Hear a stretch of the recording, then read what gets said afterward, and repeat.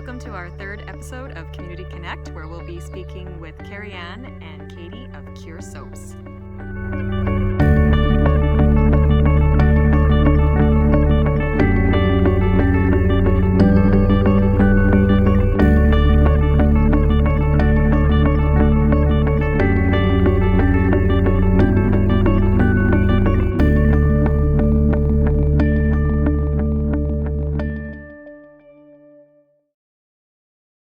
Hello, Kerianne and Katie from Cure Soaps. Thank you for joining us on our third episode of Community Connect. Hello. Hi, thanks for having us. I know you're a local company and that there's some connections to VIU, and so we just want to explore that today. And so I guess the first question is, why soap? And what's the history of Cure Soaps? Well, we've been making soap together now for almost 5 years. It'll be 5 years in September. And Katie and I found one another through Moto Yoga. So we both teach together, both yogis and students, and pastime, hobby, turned business. Yeah. You had mentioned that you are still teaching some yoga classes and just getting back into that with the pandemic phase 2 starting to open up. And so have you been increasing your percentage of time with Cure Soaps during the pandemic, or how has that worked with the breakdown of what you do every week? I feel like I kind of dabble into a few different things. So I went to VIU for nursing, and so I just started, they graduated us early, so I just started working at the hospital in March. Oh, congratulations. Thank you. Yeah, when the pandemic hit, and when I first moved to Nanaimo, started making soap as a hobby, and was actually mostly sharing it with yoga students, just because kind of like that like-mindedness of, and it's hot yoga, so people are showering lots, and some soap will really kind of dry out your skin. So we were just like, we made this, give it a try, and then just people were wanting to get it from us more and more, and we're like, okay, well, I guess we got to start charging for it now, because supply and demand. Yeah. What was the original reason? Why did you start making soap for yourself in the first place? Because I moved to Nanaimo and I didn't have many friends to start off with, so it was just like, I'm gonna learn a new skill. And I just love the aromatherapy of it and the essential oils, and I love just putting in whatever you want, like making something from scratch, and it was, consumable and sustainable. It was just fun to have 30 bars of soap at once. And it's just creative, right? It feels good to create something. It felt like Christmas morning. Every time we take a new batch out of the loaf, it was just like, ta-da! But how do you feel now that you've had a chance to build this product and connect with the yoga community? I really love it when I'll be at the gym or something, and they'll be like, are you that girl that makes soap? And I was like, yeah. And then it's really, I don't know, I find it exciting. It's kind of surreal now, right? Yeah. Seeing your product out there and people loving it as much as you do. I mean, we only create stuff for ourselves. Everything that we put out there, we use. And we play with, and we really take our time curating it so that, sometimes a year before anyone else sees it, we've been loving it and, giving it out to friends and family. So yeah, hearing that feedback, and our community is incredible. And then Nanaimo, Vancouver Island, we have felt so much love and support prior to the pandemic, and even more so during. So we've been really lucky. Yeah. And the Cure Soaps name, is there a history for, how did you come up with that name? When we started thinking about names, it's basically, for me, I used to use Proactive to try to keep my skin clear, and then I didn't want to use the chemicals anymore. So actually, when I started making soap, I used it on my face, and it actually was doing a lot better, just because I was being more gentle to my skin. And then so I was thinking, I was like, well, it kind of cured my, problem skin. And then we're just like, maybe Cure Soaps. And actually, it's kind of funny too, because the process that we do to make the soap, it's called a cold process, and you have to let the soap cure for 6 weeks before you can use it. Okay, so kind of a double meaning. Yeah. When you went through this process of, staying home, what happened for how you were selling? Were you just selling online, or is it still in the stores and you're finding that it didn't really change how much you were selling? Well, we definitely have an online platform. We have our online store, and we are connected through social media, so Instagram and Facebook. And I do put a fair bit amount of time into that.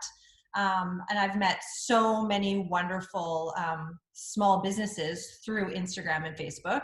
It's very connected, right? Those small businesses we find each other, we support each other, we love to see each other grow.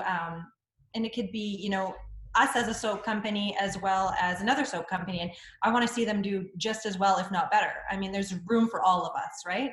So I think that's kind of the belief here on Vancouver Island that, we can do it all together. That's what we're doing. So we definitely saw some big growth online in the last months. Some of our bigger stores continued to, ramp up and really support and help us in that way as well. Some of our smaller boutique shops, it was sad and it was hard to watch them shut down for those couple months, but now that we're seeing them slowly reopen, and most of them found their online presence in the last 2.5 months, so that was amazing to see them just rally hard and get set up and get going. So yeah, there's been lots of growth, I think, for everybody. And were you guys able to keep up with all the demand in that growth? It got hectic in the last couple months. Yeah. Well, and it was hard too, because I was working at the hospital, and Kerianne and I mostly make soap and the product at her house here. And so at first I was trying to navigate, should I be coming over? Should I be helping? So it was just kind of hard to figure out. So Kerianne was just working like a dog. And then so I would kind of do the deliveries and drop off the soaps and then run back. But it was kind of nice to see where everyone lives.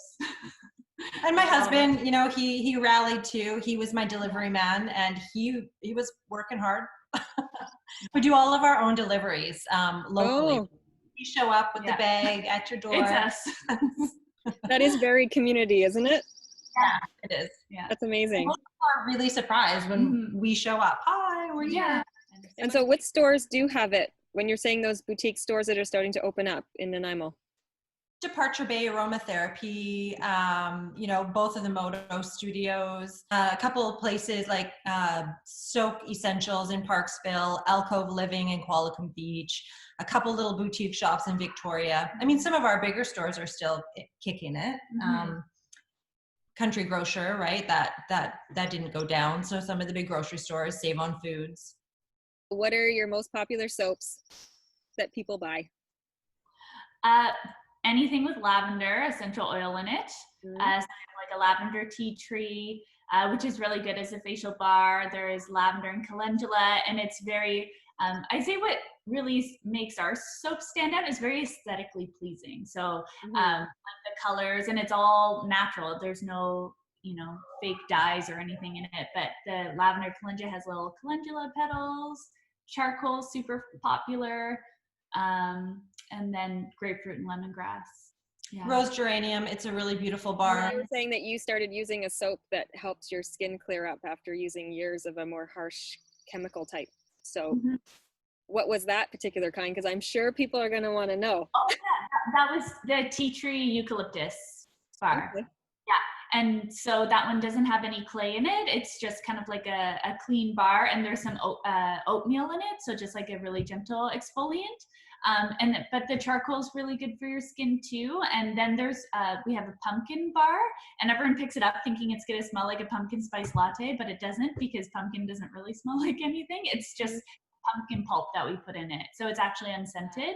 We made that one originally for people with eczema, because the pumpkin pulp is super soothing for kind of that irritation, and incredibly healing. And I would say that's probably one of our most reviewed bars. You get a bar of the pumpkin in your hand, and it's going to do its job, and your skin's going to feel a lot different, regardless if you're if you have skin irritation or not. It's just super gentle and nourishing, and it's lovely. Pumpkin pulp. So not only is it a time of year that you can make that, that sounds like a lot of work. So are there particular soaps that you love making more than others? Yes. Yeah. Some of them, it's like the essential oils. Sometimes they'll, so when you're making it, when you're mixing it, you're waiting for it to come to trace. So that's when you know it's ready to stop mixing and pour it into the molds, these big wooden molds that we put it in. So some of the essential oils are kind of like tricky. It's like, it's coming to trace really fast. Or I really like making the tea tree eucalyptus because I just love that fresh smell. And which other ones? Cedarwood mint. Like, I dream of cedarwood and mint in my home. When I make that, I relish in it all day long. I'm like, because we don't smell it anymore. I think we probably have about 5,000 bars of soap at all time, curing and getting ready. And so my house always smells amazing, but I don't smell it anymore. So when people come in, they're like, it smells so good in here. And I'm like, does it? But when I'm actually making a batch that day, and the cedarwood mint is just like heaven. And for the essential oils, when you're saying come to trace, does that mean that you guys are processing the essential oils yourselves, or are you sourcing that, or how are you doing that? No, so it's kind of like the process when so when it's coconut oil and olive oil, and then you add your lye solution, and then you mix it up and then add your essential oils. So basically it looks like olive oil when you're mixing it all together. But once you start to blend it, we use like these hand mixers.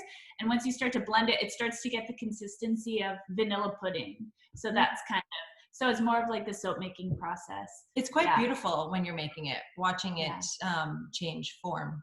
No, but we have suppliers for the essential oils. That would just be way too much to be distilling our own essential oils. And the machines are super expensive.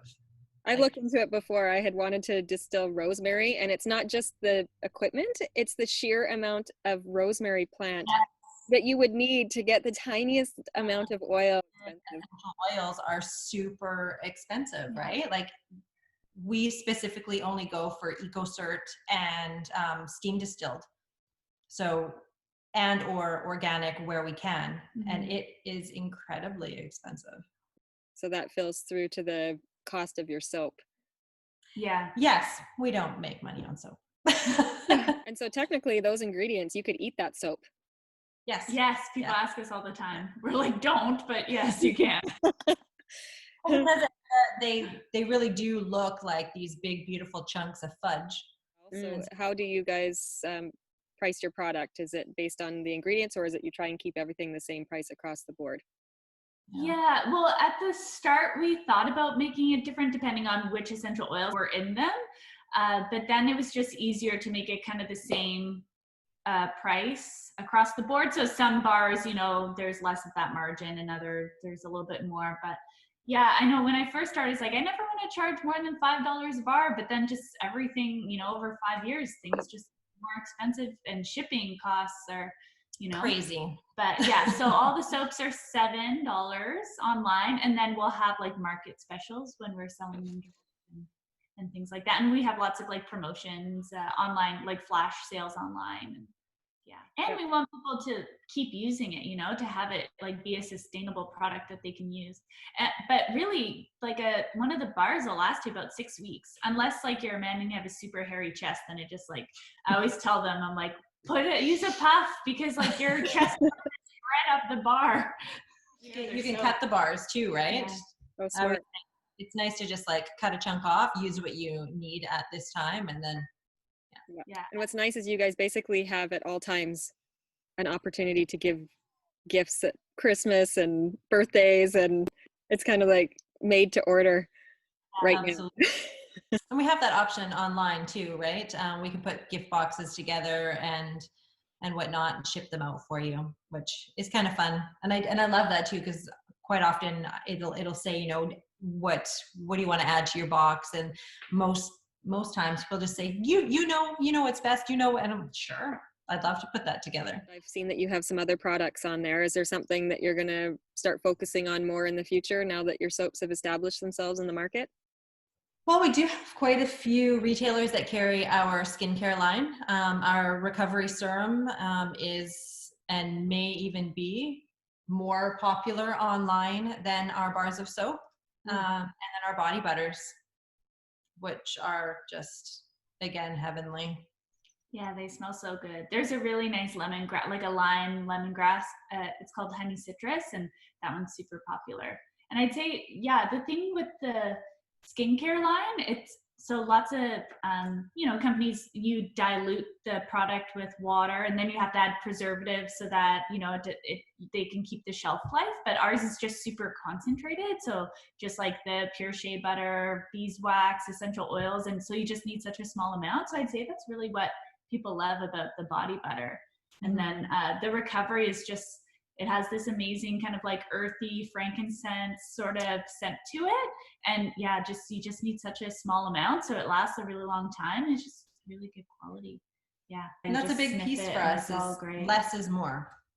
If you're constantly consuming, whether it's food or skincare or whatever it is, it's never going to work out for you. Like, dial it back, a little tiny bit at a time, see what works. Yeah.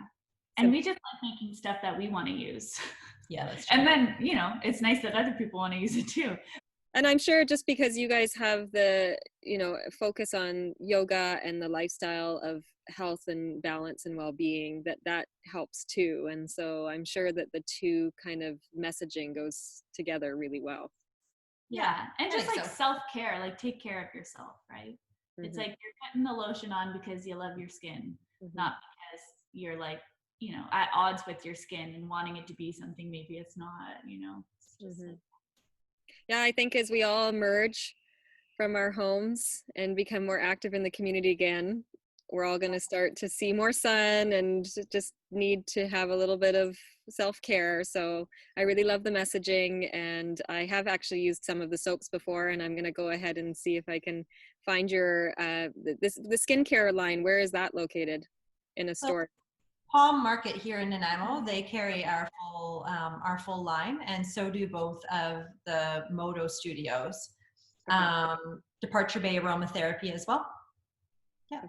I'm going to check it out, and I hope that the VIU students and staff do as well. And I really want to thank you for coming on the show and teaching us about how to make soap and the sort of history behind your company. And so thank you very much. Thank you so much for having us.